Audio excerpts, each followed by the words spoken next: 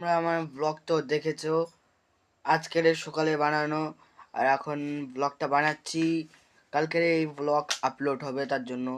সরকার call দিয়েছে, কলে কিন্তু জল নেই। এই যে সকাল থেকে এই নিয়ে বসে আছি, এই জলের অবস্থা একটু একটু করে পড়ছে আর এই জল ভরছি। আপনারা দেখুন, সরকার আমাদের কি সুন্দর সুযোগ দিয়েছে। এই জল আছে, কল আছে, কিন্তু জল নেই। বাস এই আর এই যে একটা ছাগল গাইস, আর এইখানে এই ঘরটা এখন একজন ভেঙে দিয়েছে, যাদের ঘর তারা ভেঙেছে। আর এই দেখো, এটা সেই মানিদের ওই পাইপটা। আর এইটা আমাদের ছাগল, জানোই তো তোমরা সবাই। দেখাবো আমি কি কি চাষ করেছি। এখানে আছে, এগুলো কি কি মা?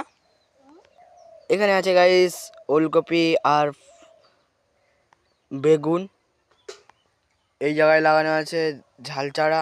এখানে আছে পালং শাক লাল শাক, ওখানে আছে পালং শাক লাল শাক। আর এখানে হলো বেগুন লাগানো গাইস। আর মাঝখানে দুই একটা লাগানো আছে বেগুন, আর তার সাথে টমেটো আছে এখানে, জানো আমি বললাম এক্ষুনি। আজকাল আমাদের জল ভরতে অনেক বেশি অসুবিধা হচ্ছে। কেন আমি বলে দিচ্ছি, দেখো কেন কি জলই আসছে না একদমই আমাদের। তো আমার মা গেছে এখন পাইপে জল ভরতে, বেশি দূর না এখান থেকে, মানিদের বাড়ির ওই পাশে।